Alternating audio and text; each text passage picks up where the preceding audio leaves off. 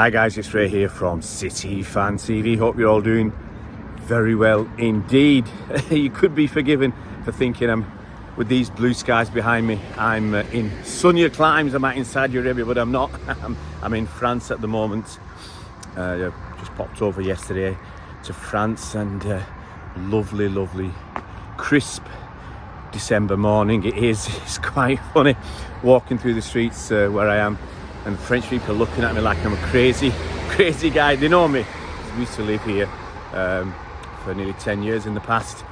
They're watching me walking around in my t-shirt, and they're in the heavy coats, got the hats on, the gloves and the scarves because it's cold. Yeah, get out of it, soft asses. Anyway, we're here to talk about the game between Manchester City and Urawa Red Diamonds from Japan. Urawa Red Diamonds, I think they finished 4th in the J League last season. I think our lads, Yokohama Mariners, finished 2nd. I think City have a 10% stake. City have a 10% stake in Yokohama Mariners. Anyway, this is the Club World Cup semi-final, or as I watched it on French TV, demi-finale de Coupe du Monde. I don't think it's the World Cup, but it's the Club World Championship, or whatever they want to call it. And City, on the face of it, it was, and in actual reality, it was a pretty comfortable win. The scoreline doesn't suggest otherwise, and to be honest, you can only beat the opposition that you're facing. That's it, and that's what we did. We duly did that. You know, not big surprises really with that team. Ruben Diaz rested, obviously Edison in goal, Walker as captain. Still not liking Walker playing, but hey, you know, Pep's got the choice. He's the manager. He can pick who he wants. We had Stonesy there. We had, I think, Akanji, Ake. Love Ake at left back. Solid, very solid defender. And then we had Matheus Nunes and Kovacic starting, and Rodri, Bernardo, Grealish, and Phil Foden. So we were kind of playing a false 9, obviously. Alvarez on the bench, and as I said, you can only beat the team that's in front of you. That first half, that's another. Just all in my opinion, it was another tough watch. It was boring. It's quite boring. You know, they were obviously playing with a low block. They were set back in a defensive manner, in a defensive fashion, ultra defensive. Not really looking to attack. They will press us. Give them credit. They've obviously seen how it works against City. They would press us a little bit at the start, high up the pitch, but they didn't really have much going on in midfield for me. We were sloppy again. I mean, they had a good start actually, but we were sloppy. We're always sloppy at the moment. This season is a sloppy season. We were sloppy at the start. I think it was a back pass. There's a couple of back passes during the game, I think, to Edison that were a bit short. There's one he had to come out and make I think it ended up being a good tackle. And then there was one where I think he tried to dribble it or fool the attacker. He got lucky there. Attacker got his foot on the ball, but it bounced to, and Edison managed to squirm on it and dive on it. So very lucky. But that's just indicative of the sloppy play that has I don't know, that it's a malaise at City at the moment. Really sloppy play. It's kind of like, hey, we're the champions, we're the treble winners, we can do, we can step off the gas, we can take it easy, we can do whatever we like. It's arrogance. Now it feels like arrogance gone too far. In the past it's impudence, now it's arrogance, I think, far too much. And as I said before, the new players haven't contributed as much. But last night, it was a different story. It was a different story indeed. I was very pleased with Matheus Nunes. I mean, Bernard's been singing his praises on the few occasions he's managed to get a game. He said Matheus Nunes is the one that looks like he can do it, and he was again yesterday. He was the one breaking the lines. It was his job. Could he be, just putting it out there, could he be the next Gundogan? There's only one Gundogan. There's only one Ilkay Gundogan. But I've got to give Matheus Nunes tremendous amounts of praise and credit. We had a couple of little opportunities. I think it was Nunes who had a shot that the goalkeeper pushed over. He did well to create it on the right. The goal came through Matheus Nunes' hard work. A couple of nice turns and passes in midfield. He got pushed down the line. He managed to cut back inside the defender. He put the cross in. He put a cross in. Really was to nobody in my book, because there was no one there. There was no Haaland or no target man, and he put that cross in, and defender turned it into his own goal. That was after, I think that was in added on time in the first half. Earlier on, I was describing Matheus Nunes when he, I think, cut inside the defender and put a shot, and the goalkeeper just pushed it over. We went in 1-0 up. You know, yes, we're dominant, but dominance doesn't deserve goals. A dominant, you know, having 70 or 80% or whatever possession it was, 78% possession doesn't necessitate or doesn't mean you deserve goals. Okay, it doesn't indicate that you deserve the goals.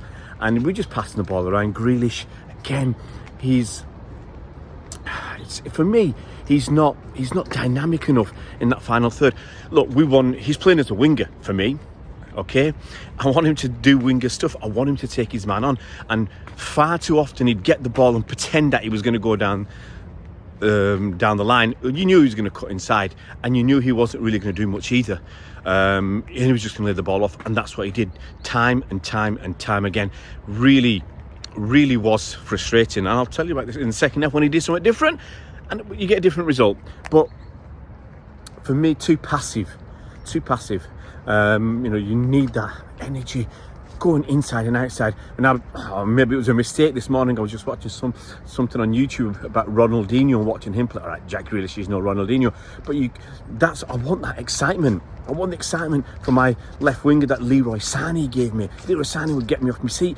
I want someone who can go inside and outside. I want Jeremy Doku. That's who I want. But anyway, yesterday we had Jack Grealish. He kept cutting inside and then just laying the ball off, looking for the fouls as well. It's like he deliberately holds onto the ball for a fraction of a second longer to draw a foul. You know, it's like this reputation that he's got, that he's the most foul person going. He's the most kicked person on the face of planet Earth. All right, there's no hyperbole there. That he's got to live up to it and make sure he gets fouled and kicked. That's ridiculous, man. Grow up. Anyway, we get into the second half. Walker, it was Walker. I'm going to mention Walker. He did I think Walker did a poor back pass in the first half, and in the second half he got robbed, or I think it was robbed, and they had a chance. That, you know, the ball got put into the middle, but the guy, I think he controlled it and turned, and I think the chance was gone. I think he needed an earlier, quicker shot, but we were fortunate, I think, again, that their quality wasn't high enough to do damage to us. If there had been a decent side, I'm trying to work out what level they are. I don't know what level they are, a championship side or whatever. Maybe I'm doing a disservice to them, but they weren't offering much. If they had a bit more quality, maybe they would have done some damage to us, especially in that second half towards the end when we'd made a lot of subs. You know, they had a couple of half chances that I think they could have done better with, or opportunities that they could have developed into good chances. But the aforementioned Walker, after doing as far as I'm concerned, being pretty poor, he comes up with a cracking ball through to Mateo Kovacic. You wouldn't expect it from Walker, from the right hand side, straight down the middle, and Kovacic runs onto it and he slots it home for his first goal for Manchester City. Cracking goal, gotta say, cracking finish, cracking pass from Walker. Give him his credit where it's due. I'm not going to hate on him when he's done something good. And 2-0. Game was pretty much over. Well, it should have been over, but City. City like.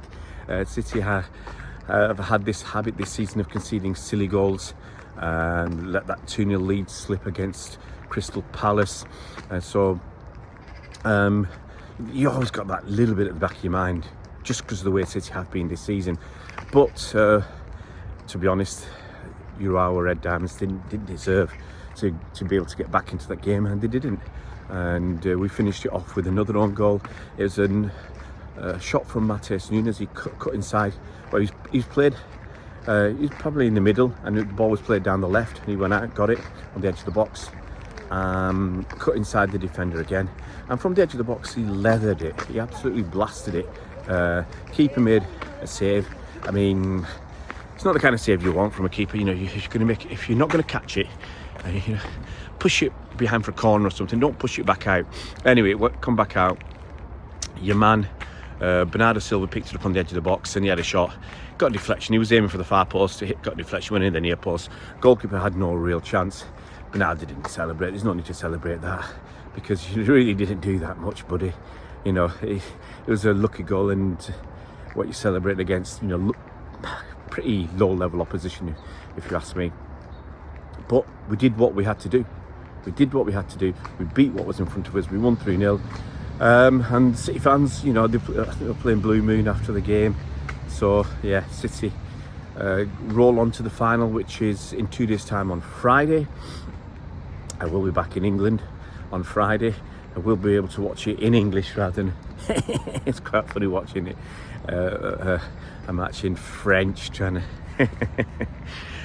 remember the French that I've kind of, you know, we've not lived here for a couple of years. It's 2.5 years since we left France, so my French, even though we lived here for best part of 10 years, it's disappeared now. I can't remember a lot of it. Anyway, bits and pieces come back to me. But there you have it, City won 3-0. I'm off to the boulangerie. Boulangerie, guys. That's the bakery. I'm going to go and get my patisseries. I'm going to go and get some croissants and some pain au chocolat and pain au raisin and that kind of stuff. And yeah, I'll hopefully get out a video with Bernard and Mike, or at least a podcast on the Ball from the Blue later on today. I'll try and get Bernard to do a preview of the final against Al Ali, I think that's how you pronounce it, from Saudi Arabia. Home team. Hope the rest are not a homer. Yeah, we'll try and do that before Friday, and then obviously Friday we'll try and give you the team news and give you a match report, as well as hopefully City will be crowned for world champions. See you around, please.